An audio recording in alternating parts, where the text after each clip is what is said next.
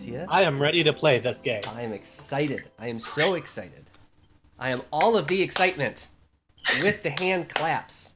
Hello, everyone, and thank you for joining us again on this adventure. This is Final Fantasy Crystal Legend. I am Neil at theLimitBreak. The top right-hand corner of your screen, Key Mihgo, our Mithra and White Mage. Bottom left-hand corner of the screen, Gillian Guado, our Half-Guado Dark Knight. Bottom right-hand corner of the screen, Captain Montigue, Selkie, Red Mage. On the previous episode, which was called No Getting Off of This Train We Are On, our team was chartered to defend a train that was coming in from Onrak back into the hometown of Bastok from robbers, and the team was successful. They managed to take two of the three oppressors and convince them to jump ship and run off into the night. One of them was taken down, but either way, the treasure reached its destination, and the team was excited to be successful. And coming back, they learned about First Day, a party that happens every Fire's Day every week of the Bastoken calendar, as a way to prepare the blue-collar workers in the mining district from a very tough day of work. Theirs is a very taxing form of job, where they could die at any time. It's very risky. And so they felt like if you start the week with a party, then the whole rest of the week goes by fantastically. Everybody participated in the festivities, especially Captain Montague, who ran into Andello, the somewhat clumsy Sikh cannoneer from his previous airship. And then we also, as morning broke, learned a little bit about what it's like when Ki Mihgo does her transcendental meditation at the beginning of each morning to gain her blessings from her deity. But that is where we are opening up today as the sun rises on a new day. Welcome to episode 3, A Duty to Perform. Well, I'm going to study my spell book, prepare my spells, and then I'm going to study the map, make sure I actually remembered to circle Midgar. Yeah, that's right. Yeah, you had mentioned that off camera, but you're going to circle that Midgar, which is where he told you Riel, your former navigator, may be. Yep. Alrighty. And then I'm going to go out into the common area. I'm going to hang in the common area to sort of get my bearings, slowly get acclimated to the whole not being out in the wilds for a while, waking up, not needing to cleave monsters. Fun times. I love not sleeping in a tent for a minute. It's true. This residential home, I mean, don't get me wrong, you came from Bermesia, which is a big city. I mean, you know all about sleeping indoors, but it's you did take a little bit of a break from that. And the Chaos Continent also can leave you with a sort of everyday kind of fear when you're not in the walls of Bermesia. So, yeah, but no, this is a pretty safe territory.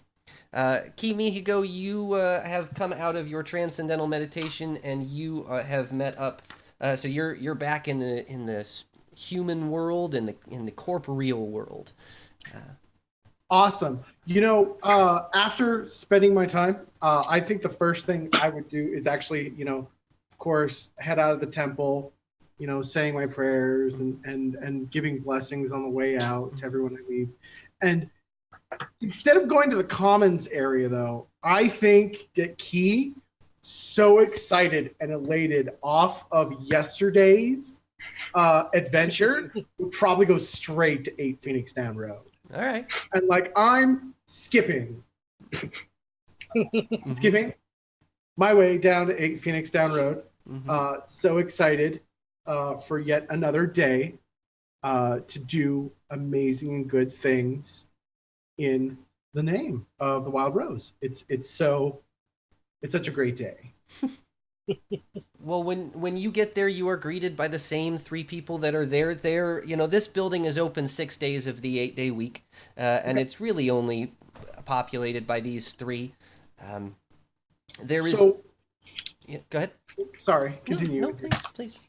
So I, throw open the doors, and bound in like only a cat can. And I go right up to Day Day. Mm-hmm. And I'm kind of like, so, Day Day, what today? What should we be taking on today on this wonderful day? We conquered the yesterday. We did the first day, which of course I say in Albed because I actually know Albed. And then I'm just like, what do you think we should go for next? What should we take on today? Day Day is very excited about your enthusiasm. She's smiling very wide at the bouncy nature of your entrance. She says, "Well, we haven't gotten any new work in since yesterday, but we still have those 2 other missives that you were looking at the other day, and I'd be happy to help you with either one of those. Tell you about them." Awesome. No, that's great. Let me talk to my party. And I spin around on one foot and then realize they're probably still back there. They're still in bed. Yeah. So I kind of have that pause. Like, and then I march right over the board. Like, that's what I meant to do. I'm kind of just doing no. I totally meant to do that. Mm-hmm. And I'm gonna just real quick. The 2 things on the board still are infestation, and I just called it March. Yes, the infestation cessation. Right. That is an officially licensed quest from Final Fantasy XIV, which is the city officials asking about recovering a stolen mine cart from a goblin encampment near the entrance of Zeruhn Mines, and then the March of Mandy Jack. Which is a Mandragora bounty. The big Mandragora, yes. Okay, just making sure that my notes were up to date. Mm-hmm. So I sit and stare at that board, trying not to be awkward Mm-hmm. and trying to look really cool in front of Day Day, Mm-hmm. even though I've totally shown up without the rest of my party. And so my tail just flicks back and forth, really hoping they walk in the door any second.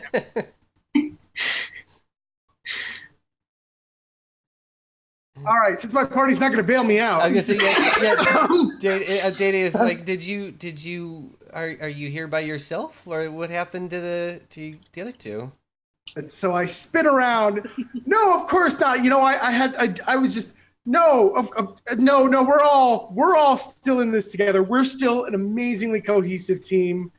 Everything's going great. I'm faltering. He is not necessarily an amazing liar. In fact, she's probably a miserable liar because she has ears and a tail that kind of give away. Mm. You know, and so my ears are probably folding back. And I'm like, but, you know, as a priestess, I go to the temple pretty early in the morning, you know, to offer my thanks and do my transcendence and stuff like that. And maybe I kind of thought that my party would be here by now. So I'm pretty sure any minute now, they're going to walk through the door. Team, are you gonna bail them out, or? As a point of question, is there coffee in our household? Probably. Yeah, I would say so. Why not? There's some in the office. Yeah, we're probably sitting down, drinking coffee. At the commissary at the hotel. Okay. Yeah. Waiting patiently for our priestess to show back up. So what I'm going to do Mhm. is I'm going to pluck the infestation mana off the board, Mhm. and I'm going to be like, I'm going to just hold on to this one for right now, and I'm going to go find the rest of our party. Mhm. Just, you know, I don't want all the good missions to be missing when we get back. I'll be right back.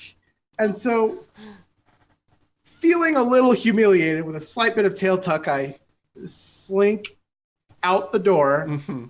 and then run all the way down Phoenix Phoenix Road. Down Street, yeah. Phoenix down street to our residential area Mhm. and burst in the door panting. Ah, there you are. Good morning. I thought you were still upstairs. I got a submission. Oh no. Where is it? What is it? What did you do? I double checked the card and then flip it back around. And I was like, it's the stolen minecart retrieval. I figured since we did such a great job as a team on the train that we might as well go retrieve these stolen goods. And I think that would be a great mission. What do you guys think? Yeah. There's worse things we could do, like fighting big bad plants. Yeah, fighting big bad plants could be a thing. But I thought this one would be pretty cool. So I kind of like go up to them and I'm like, so let's go. All right, let's go. Yes. Get up slow. Meander. Yeah. You've retrieved your party members Yeah. and have made your way back to 8 Phoenix Down Street. You all stroll in, and everyone is hard at work. And Day says, "All right, I'm glad to see you all here. What is the next thing on the docket for you?" Infestation, dumamitation. Wait, So Day takes that missive and is reading it over, and she says, "You know, I'm very, very glad that you guys are going to take a look at this one. Because of all of the jobs that we've received here ever, even when I was working doing your job, this is the one job that I thought to myself, nothing's really making sense about this job. I've got sort of a weird feeling about this one. So it's talking about a group of goblins that are stealing a minecart near the entrance to Zeruhn Mines. Wait, an empty minecart? Well, here's the thing. Even if it's not an empty minecart, big who cares, right? And this is coming from city officials. This wasn't somebody from the mining area or anything like that. This is direct from City Hall. 2, goblins don't attack big settlements like this. They just don't. They're terrified of this many people. They don't like the electric light that comes on at night. We keep it on just to keep them away. There's people walking all over the place. They don't generally come in near town.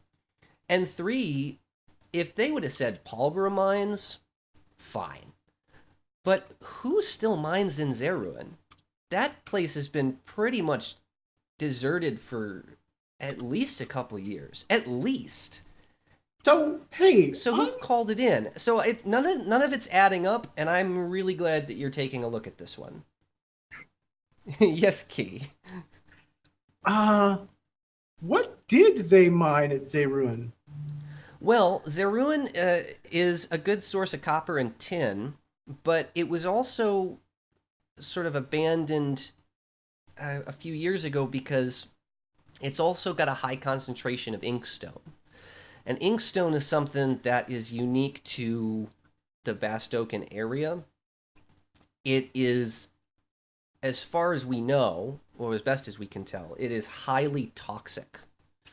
And it's one of those things where when you bring the canary in, it dies immediately.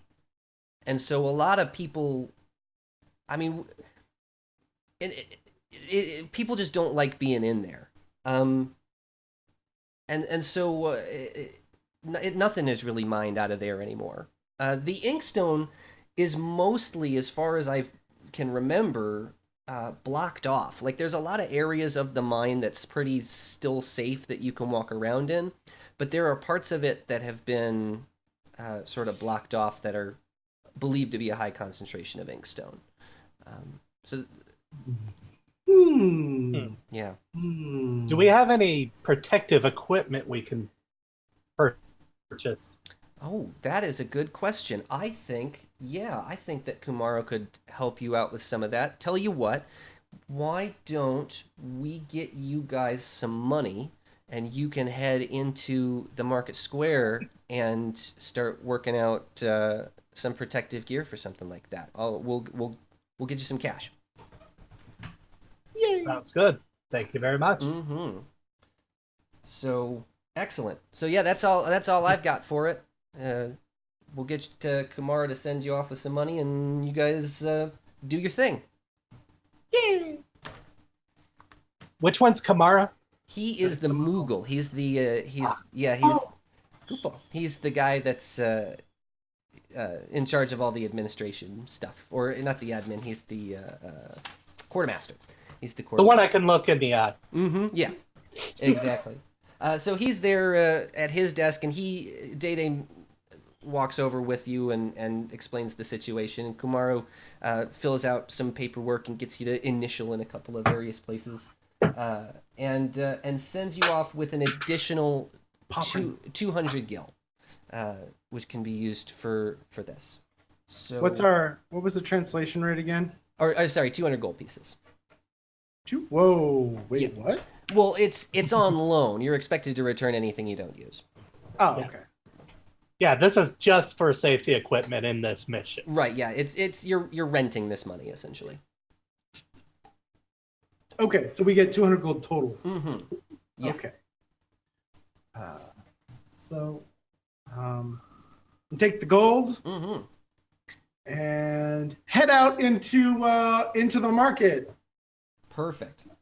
Now the market is at this time of day. It's the early morning. It's bustling mostly with people who are buying groceries. Lots of greens, lots of meats, lots of vendors selling fish, lots of all of that kind of deal. And it's just the sort of everyday populace is running around. There isn't much in the way of crazy entertainment or anything like that. It's all hustle and bustle. Just very. It's the work day. Yeah, it's the work day. Everybody's getting prepped. There's gophers going to and from.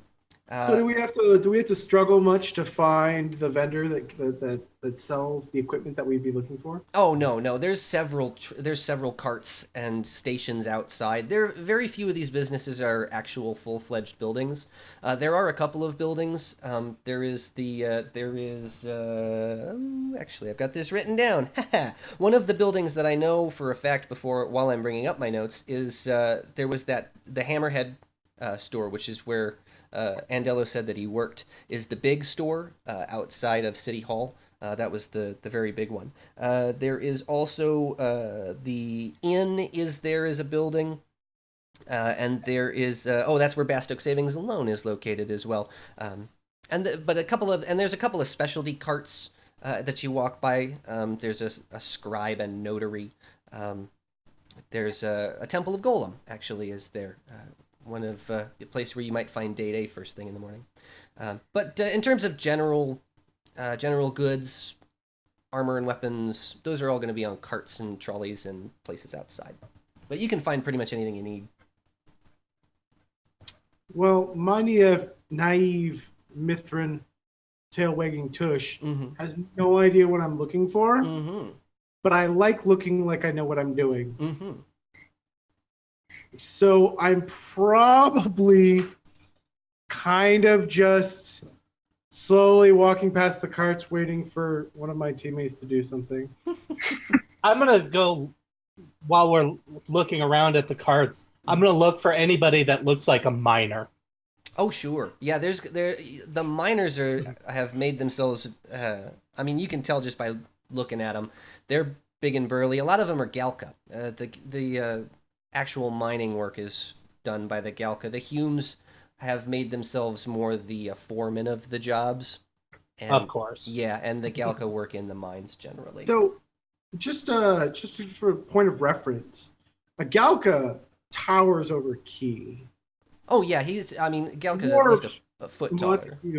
But Gillian Guado, aren't you about the height of a Galka about? Some told me you're pretty. I'm tall for humans, female human, but as a female Guado, I'm still not skyscraper. I'm still. Yeah. I'm understanding. I'm about 5'10". Yeah, Gillian would be in between the two of you. Oh, wait, I thought Jillian's taller than me. Yeah, she's taller than you Yeah. and shorter than a Galka. Okay. Because I'm only about 5'5".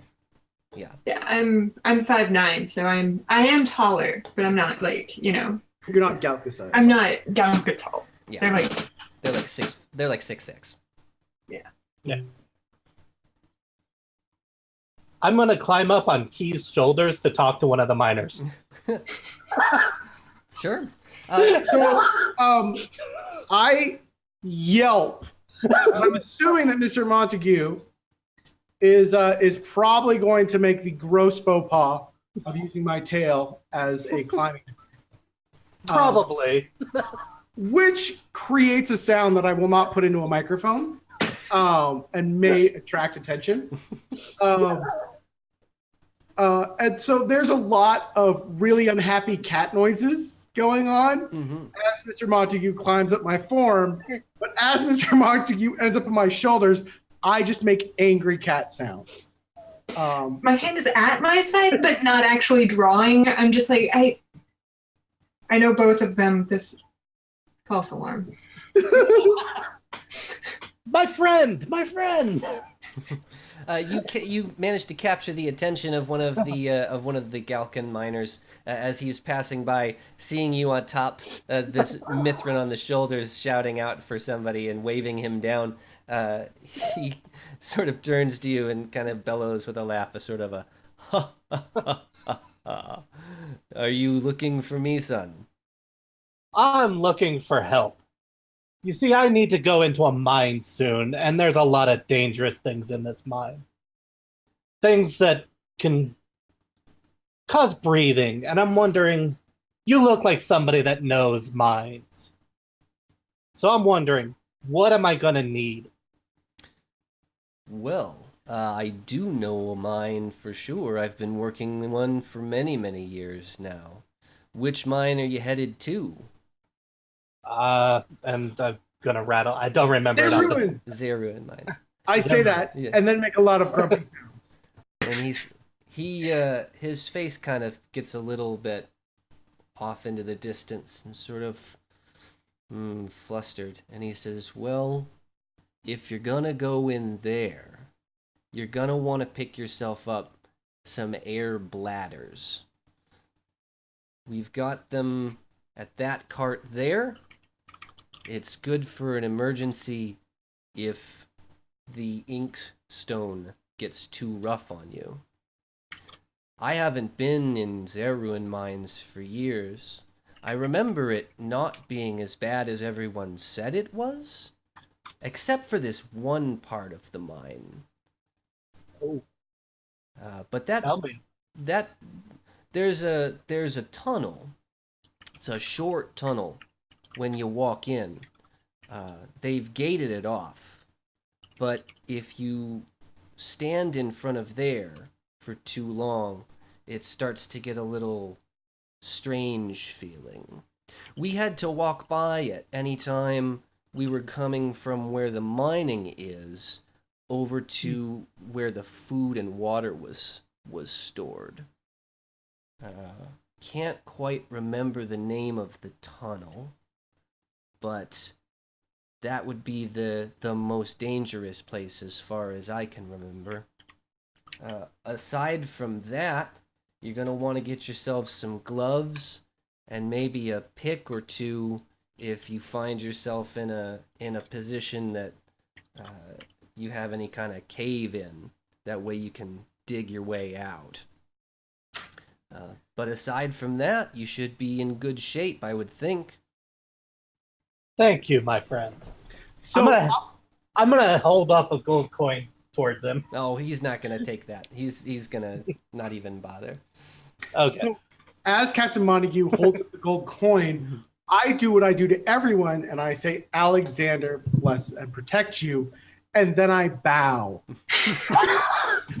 I do a tumble off to them, lending a nice tumble. I make it look like, even though she's bowing, I meant to do this.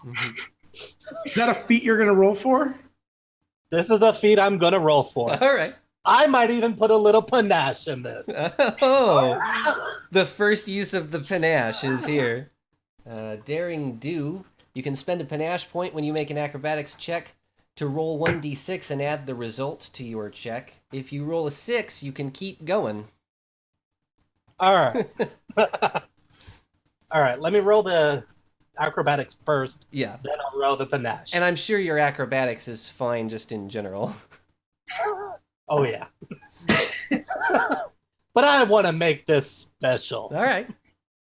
So you rolled a 38. So describe to us what a 38 looks like falling off the shoulders of your teammate. Is that really even falling at that point? No, this is like, I sense you're about to begin bowing. And as soon as you do, I start to tuck and roll, rolling off of your shoulders, sticking my feet right as you hit the peak of your bow. Do a forward somersault and just Like Cirque du Soleil style. All right. 3 strangers stop to clap as they see you do that. They say, "Did you see that? That was incredible."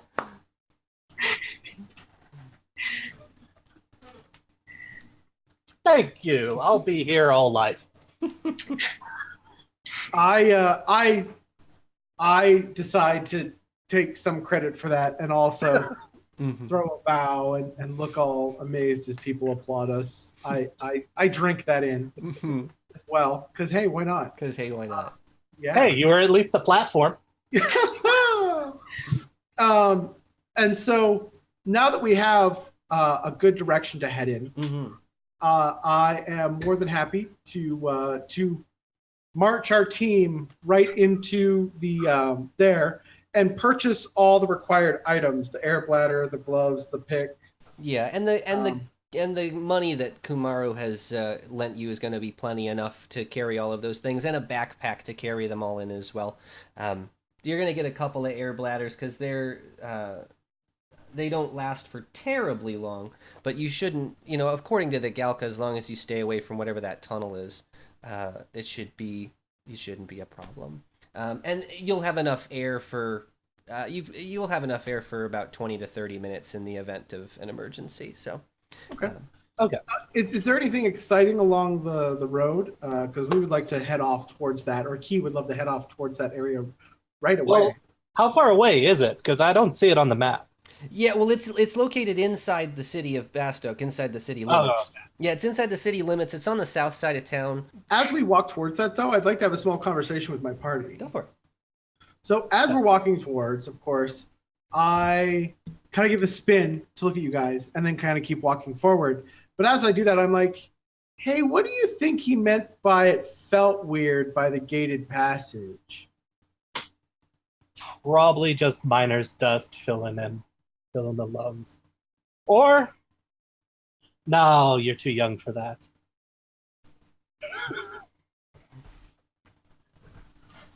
Key is suddenly really interested in everything Captain Montigue has to say.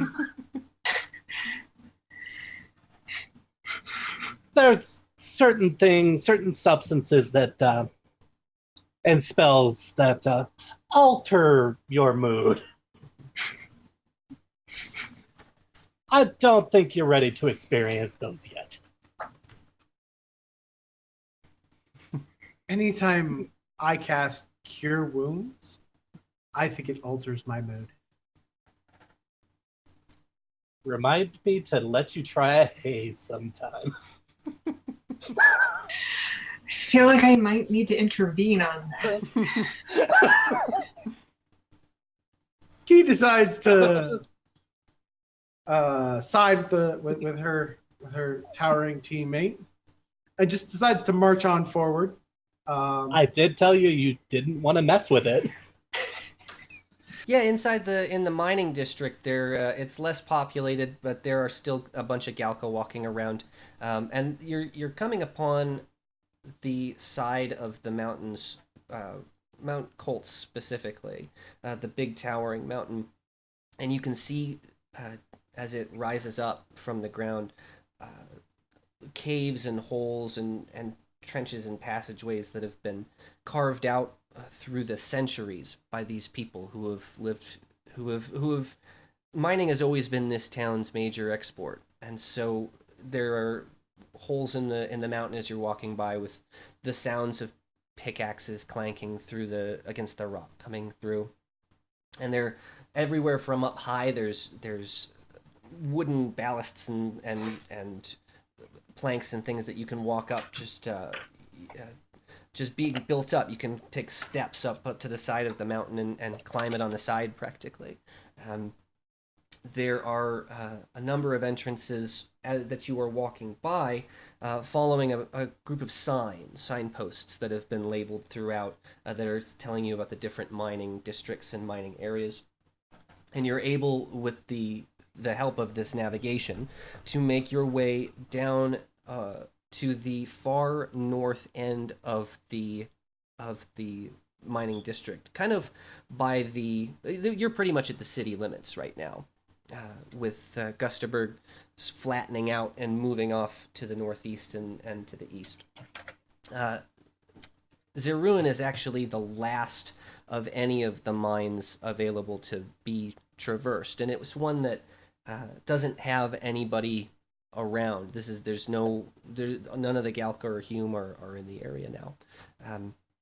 They're at least a few hundred yards down now.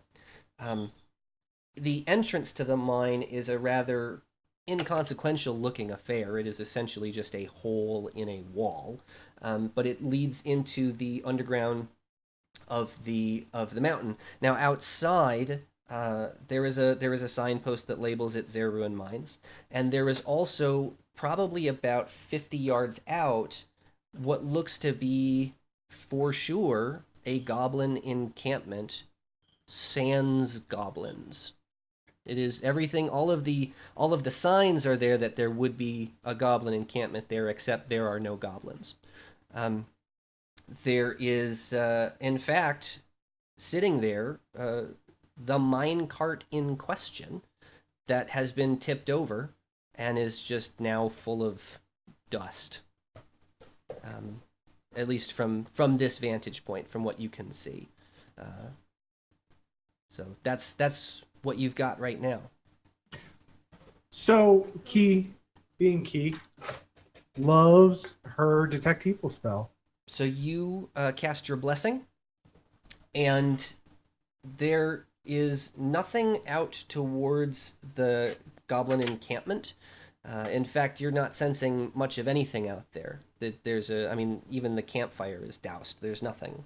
And as you move towards the entrance of the Zeruhn Mines, you're starting to get a sense of a sort of a pathway of these creatures that have walked from the encampment down towards the mountainside and into the cave.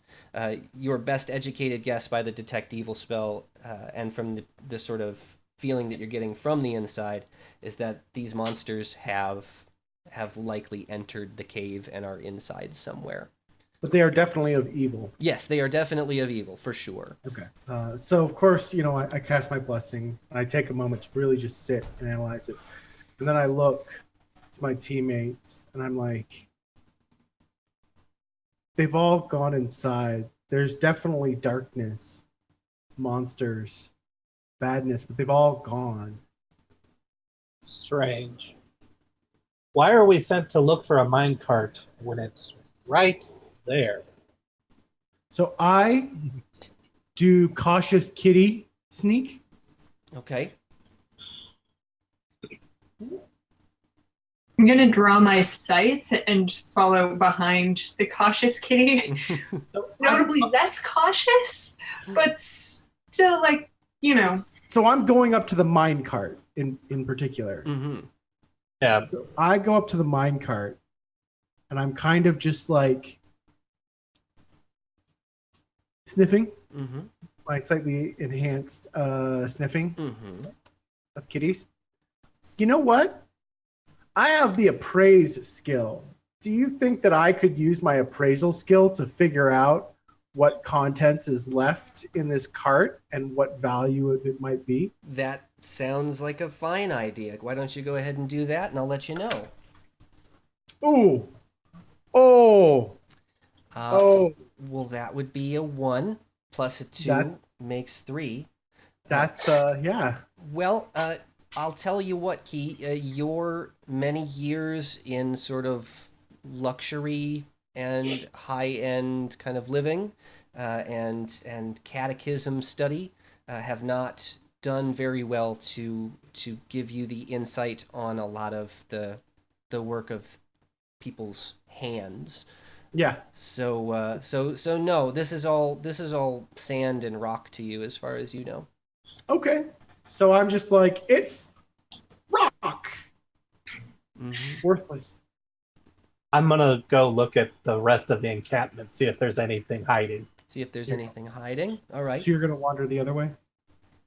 I thought the minecart was in the encampment. Yeah, it's in the encampment. Yeah, you're in the right spot. So, Okay. All right. Well, I'll tell you what. There, Montague. Why don't you give me a survival check? Oh, I don't like those. That would be a 2 plus a 1 is also a 3. Your life at sea and in the sky have not led very well to you understanding the day-to-day lifestyle of goblins. So you are a little lost on that one. I'm gonna see how this is all going and just be like, okay, we've established there's dust and that you don't know anything about goblins, and I'm going to take a look around. Yeah, you've witnessed a comedy of errors now, Gillian Guado. You are seeing Key sort of sniff around dust and sneeze, and that's the best that she can manage. Montague is assessing the campfire and thinking to himself, how did they do this without a flint? And you are just now, I mean, your military background has given you the sort of sense of, these people don't know what they're doing. I think she wouldn't even need that kind of background to figure that out, but I'm pretty sure her background just helps. Yeah. See how in the situation. 11. Okay, 11 is fine. So an 11 will get you... So you've dealt with goblins before, and everything looks pretty hunky-dory. There are some... They've set up some logs as a place to sit, which is normal for something like that. But the logs have sort of smaller kind of claw markings on them that are a little distinct. You don't know what it is. They don't really look goblin, but at the same time, it's not so completely outrageous. It's just kind of a weird thing you notice. But no, there's nothing, as far as you can tell, there's nothing out here of any real regard. There's no monsters here waiting to jump you. Everything seems to be kind of in order. Just some weird scratches, and that's it. So, Key herself would like to sniff around the area. Okay. Because obviously I've stuck my nose into dust and sneezed, and that didn't do very well. So I decide to wander around and look at and use my. I actually have a little bit of survival. Okay. Just because I'm a feline, so I and a fairly high wisdom. So I have a little bit of that. So I actually managed to luck my way into rolling a 15. yeah, 15. 15 is good. So Gillian brings your attention to the claw markings, and you don't recognize them as anything goblin related either, which is also kind of strange. Maybe there's some other kind of creature that they've got with them or something along those lines. And you are also noticing, as part of the survival check, that there's a pot that's just sitting there that any other person would normally think, any survivalist would normally, someone who's not a survivalist would think is just for cookware. But you recognize this as more of like an alchemist's kind of a pot, like a sort of alembic style, sort of like a kettle as opposed to like a cooking pot. Goblins are also not known to be exceptionally swift with alchemy, which is also a bit on the strange side. but you're noticing that all of the pieces of this mystery are all kind of building. That you're getting a sense that Day was right to think that something very strange was going on here, and it might deem for some more investigation. I'm hoping. Well, I definitely have a really huge about this, and I actually do point out to the rest of my team, like, this is not goblin stuff. Someone else is involved here. Who?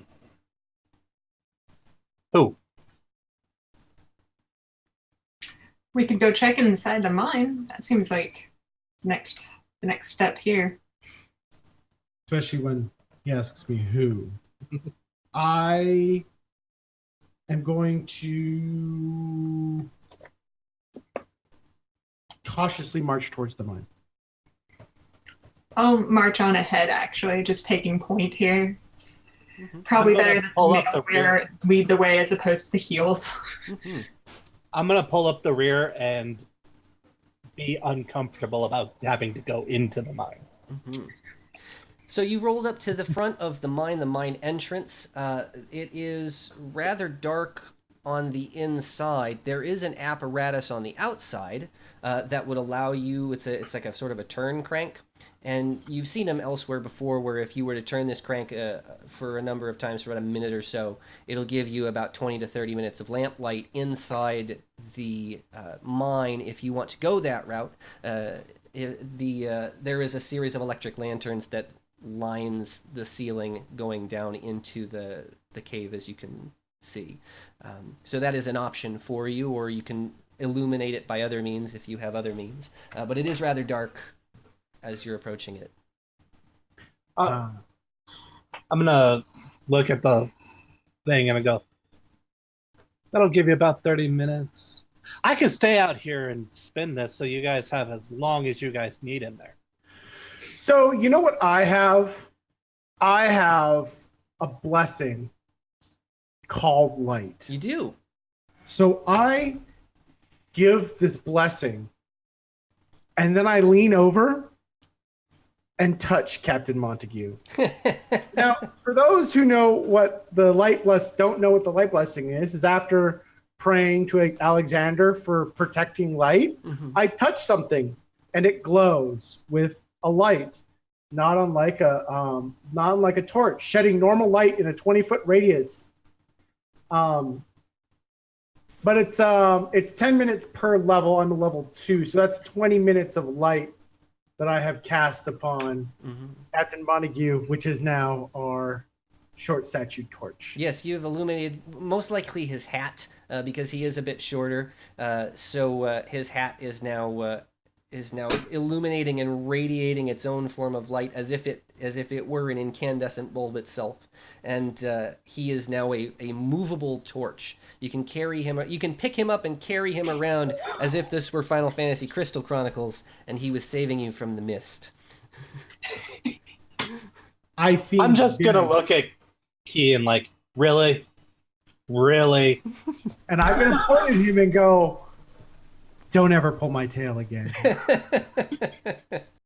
This is war, you know that?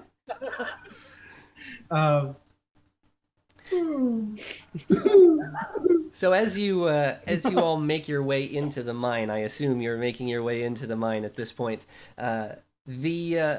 The mine, as you walk in, it makes a little bit of a left chicane, and then it comes out to a sort of a right area, and it just takes you across a couple of little paths. That's not really a straight shot, and it's mostly just based on when they were hacking out the mine, the areas of rock that were softest, able to get through. It starts out as a pretty narrow affair. Montague is lighting up the entire area, but as you move out there into sort of it opens into a kind of an atrium where there are a couple of pillars that go down from the ground up to the ceiling, which in this area of the cave is probably about 15 feet in the air. That's about as far up as it goes, and you can see you can see things going in 3 directions. You can go off into the right You can go straight or you can go left. Now, there is also, as you are walking down through here, you can hear the sound of rushing water. There's some kind of potential for underground water, etc's in here. I'd like to focus on my currently cast Detect Evil spell for a moment. Yeah. So the detect evil is you're sensing it is coming off from the left side. There's absolutely nothing from the right or from the center, from the front, in terms of an evil designation. Okay, so I do make sure to pause and note that to Gillian especially, let her know, hey, you know, I sense the evil to the left. Is there any gates?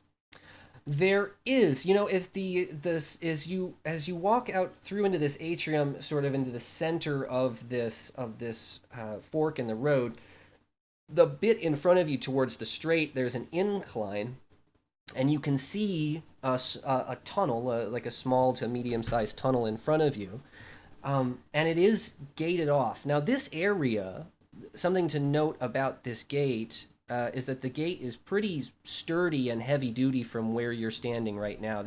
It would be a little bit of an ordeal to try to get into something like that. I didn't want to get in. I just wanted to make sure to avoid it. Mm-hmm. I don't think I noticed it. I'm focusing on my spell. Sure. All right. Perfect. As long as it's not to the left. No, there's no gates off to the left. The left, as you're walking down into the left path, it's everything is about normal, and then the cave starts to kind of come in a little bit as the mining from the big atrium starts to narrow down and the tunnel starts to narrow down. The big atrium, everything was sort of supported by wooden slats where you could have wood beams that ran across the sides and then across the top. But this cave is a lot more of the workaday cave. This is where the actual mining probably took place, and so it's a lot more narrow and a little bit more enclosed. But it probably still feels roomy to me. Yeah, it still feels roomy to you, but if you were a Galka, it would be a little bit on the stuffy side. As you're walking along that path as well, underneath your feet, you can feel the grooves of a mine cart track, a place where the cart can be taking, you know, any ore that they've pulled and move it back out into this main atrium to then be delivered out. Whoever stole that cart ended up having to carry it through that entrance pretty far. You head around through another chicane into another wide open area. Now this one, the ceiling is a little bit further down. The ceiling is only about maybe 8 to 10 feet above you now. But there are, in this area, also scaffolds and little boxes and barrels that sort of are aligning the area, just kind of scattered around this big circle, essentially. It's like a big circular room. And there's also another mine cart in this area on the track that is empty, that's just been abandoned kind of in its spot. I'd like to, in this room in particular,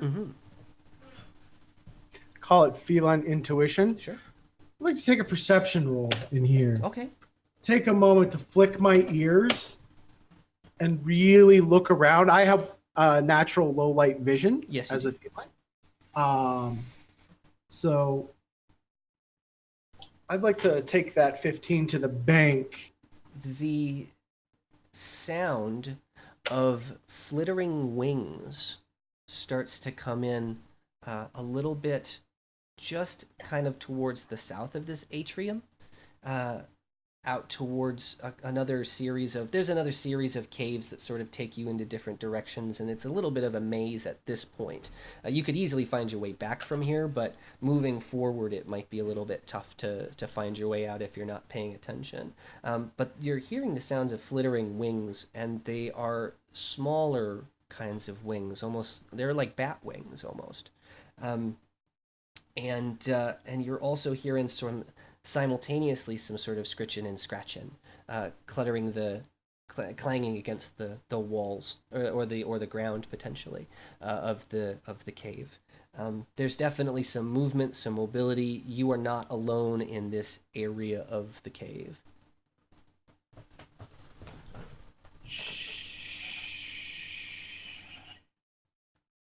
What? At Montague's shout, there is a scuttle, and the scratching and scritching and wings flapping end up moving further down into the cave, away from you, off into the distance. Damn it! You scared him off. Scared off what? We're not alone in here. Wings, claws, small. That doesn't sound like goblins.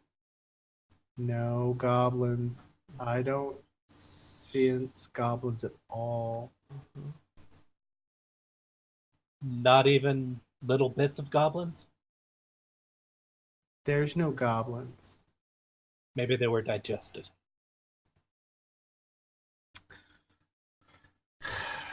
Part of me wants to stealth off into the darkness after it, but the other part of me also doesn't want to ditch my teammates because I'm the goddamn white mage. This would be much appreciated right now to not ditch your party. Yeah, not gonna split the party on this one.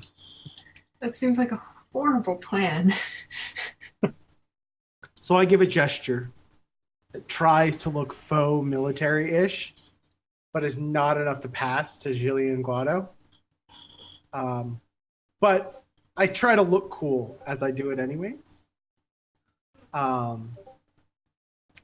And so as I gesture in, I kind of draw some, like, try to stealth into the shadows.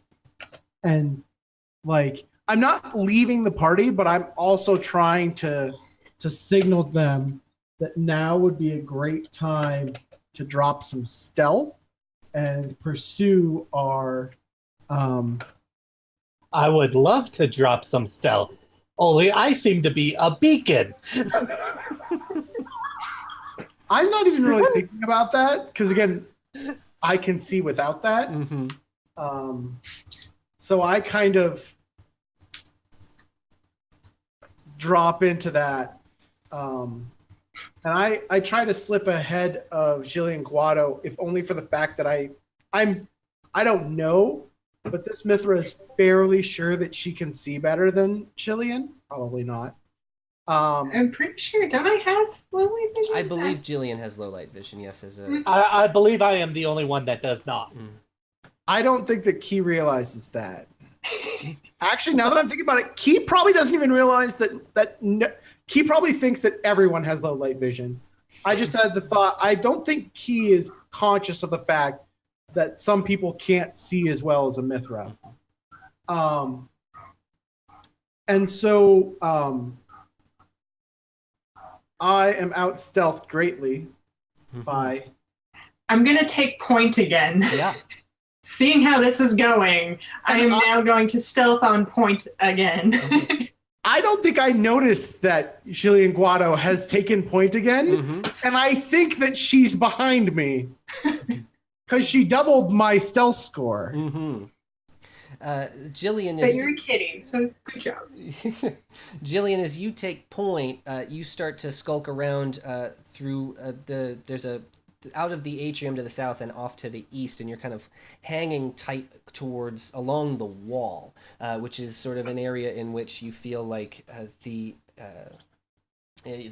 noise had sort of run off to, and as you are sort of stealthing up, you have come upon at the end of it's basically the end of the mine cart track at the end of the road.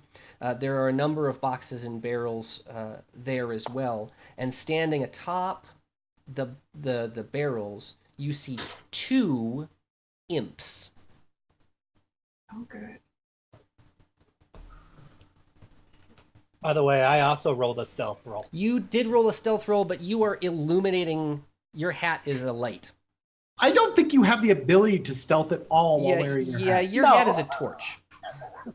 You're walking really quiet, but we can all see you. Yeah. So that is But I'm covering my eyes. that is what you have come across as now. You have essentially cornered this sound, and you are seeing two imps amongst these boxes and crates and barrels. Now, my knee-jerk reaction, not Gillian's knee-jerk reaction, but my knee-jerk reaction is cleave the imps. Would that be Gillian's as well? Because I feel like imps are normally evil little magic things that totally would steal stuff, and searching their corpses is way easier than letting them fireball us while we try to ask them things. You are Xilianr, so you tell me if that is within the confines of your motivation. I guess I mean, are imps actually something I would try to negotiate with, or are they just going to be monsters as I am used to monsters? You can do whatever you'd like in Dungeons and Dragons. It is not without the confines. It is not out of the confines of rationality. Everything that you've said is correct. Everything that you've said is correct. They are small, little demony creatures, little evil-y creatures that skitter and steal stuff and are generally not good people. I don't know if you speak imp. No. I don't know if any of that stuff, but yeah, you would consider these to be in the monster domain for sure. I can only imagine my gut reaction to an imp would probably be something along the lines of hissing and or having a spaz. I managed to keep my cool. Okay. But basically I lock up and I go bottle brush. You know, you could dust a light fixture with me right now. So I'm going to try and cleave the closest imp to me really, really hard with my sight. Well, then I think that I would like all three of you to please roll for initiative. Are we of opportunity? Well, they have not noticed your presence yet. So we are of opportunity. Yeah, I mean, well, Gillian's first inclination was to run out and cleave an imp, which I'd be welcome to. I'd be happy to give you that first opportunity, even though you're not at the top of the initiative board. No, I was curious. Actually, I'm going to cast a spell as my first action. Seeing that he's ready to go cleaving. Yeah. I'm going to cast guidance on her. Gillian, I think because you were running point on this and you kind of made the decision to attack, I think that it would be okay with me if you got sort of like the preemptive strike, and then we went ahead and into initiative order, if that's cool with everyone. Okay. All right. So tell me what this looks like then. All right, so closest imp, I'm just going to come in with sort of a lunging downward chow. So you're just running in and just sort of like a hot chow? Yeah, just like, Shadow comes to life and it is a giant reapery ghost doom, hopefully, All right. of attacking at this one imp. And we'll hopefully get the attention of the other imp. Like, my goal here is pretty finite of just get the imp. All right. Well, go ahead and give us give us a D20 roll. Plus, normally it would be +2 for your base attack bonus, but it's going to be +3 because of the guidance spell.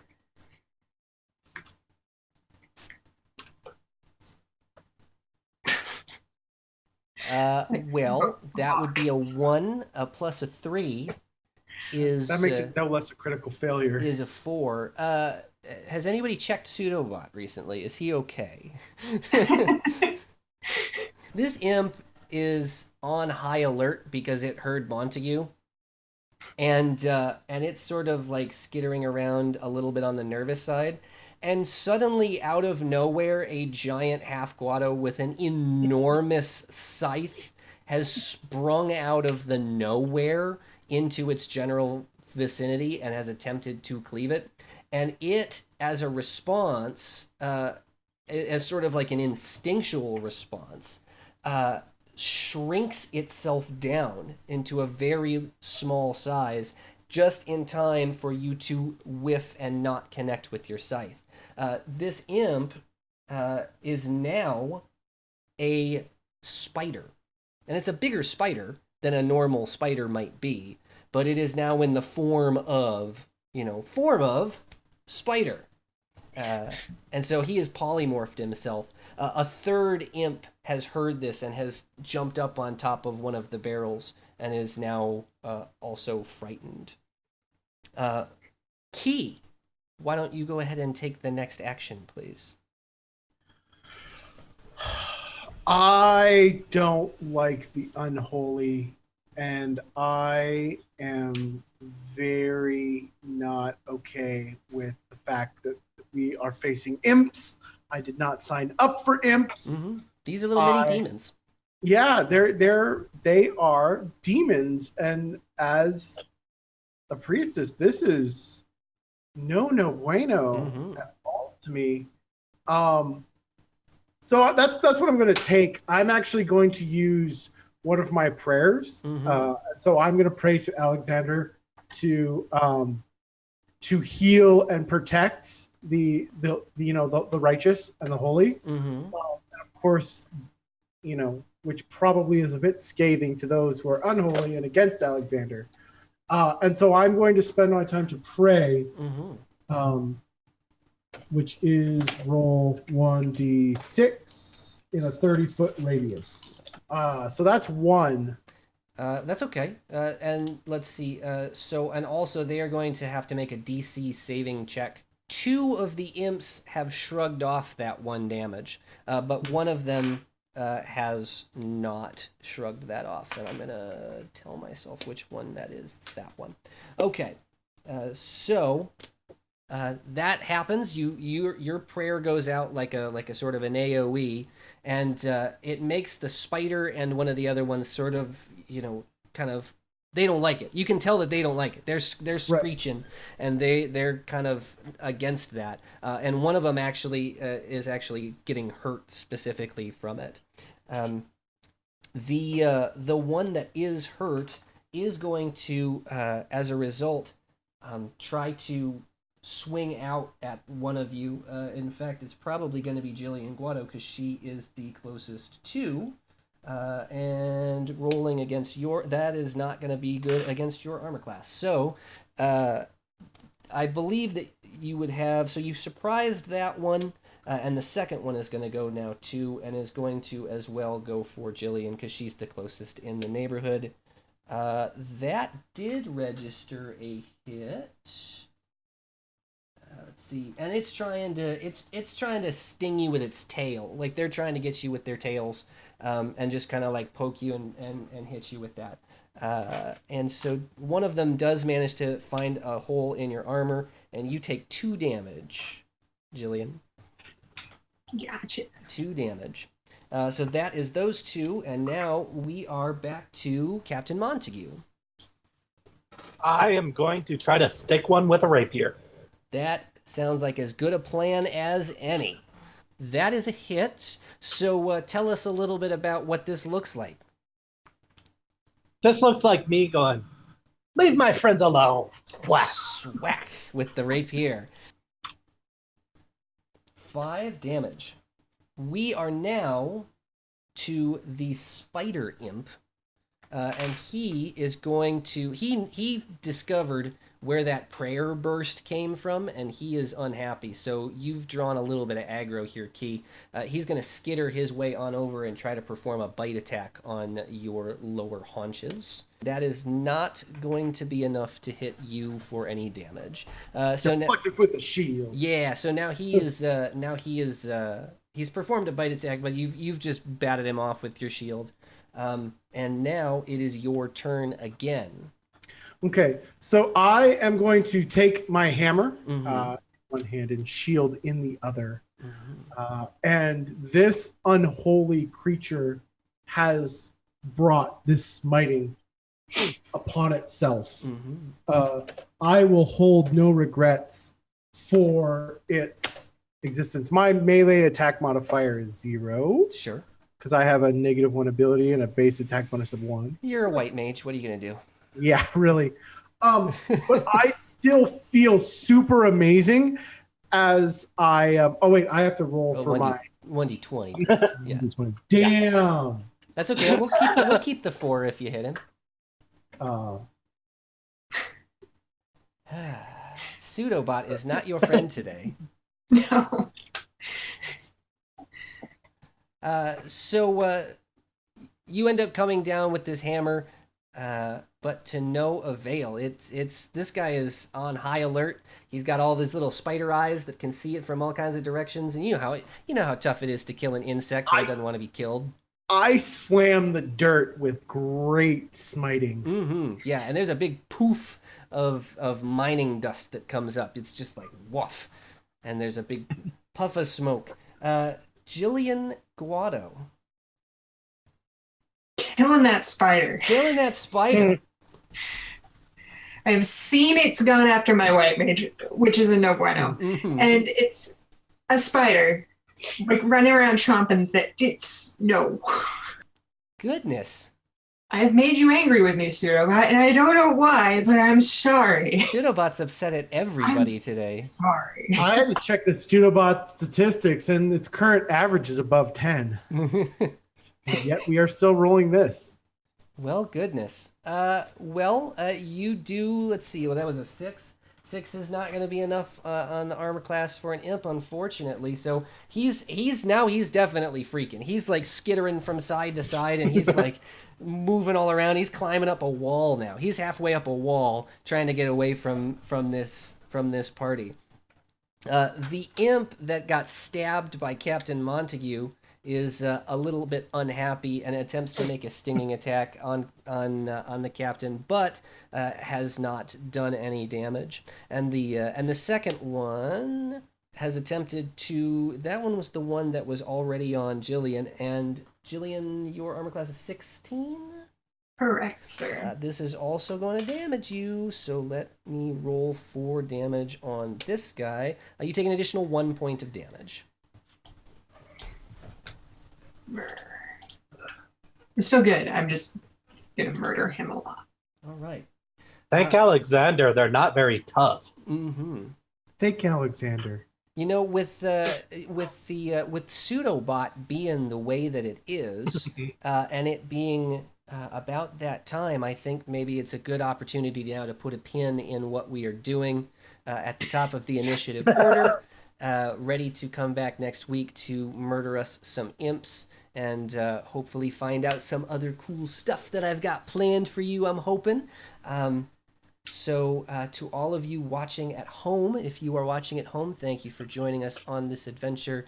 We are very happy that you have come with us. Please stay tuned as we will make more of these episodes and do our best as we improve every week playing, turning around time. I'm getting better at my DMing. We're gonna have ourselves a gay old time. So thank you for joining us, and we will see you next time. All right. I like how your room is getting darker and darker and darker. Yes, Skwrl. Yes. So it turns out the switch, the hub for my home automation system is down, so I can't turn on my bedroom light for my desk. I could get up and turn it on, but I can't turn it on for my desk, so I have to go downstairs and figure out why it's broken. I was trying to poke at my iPad, trying to get it to turn on earlier, but I finally just gave up because I didn't want to be distracted from the game. I just like how it was this gradual, like, devouring you sort of thing. It's like he was getting darker and darker into the mine.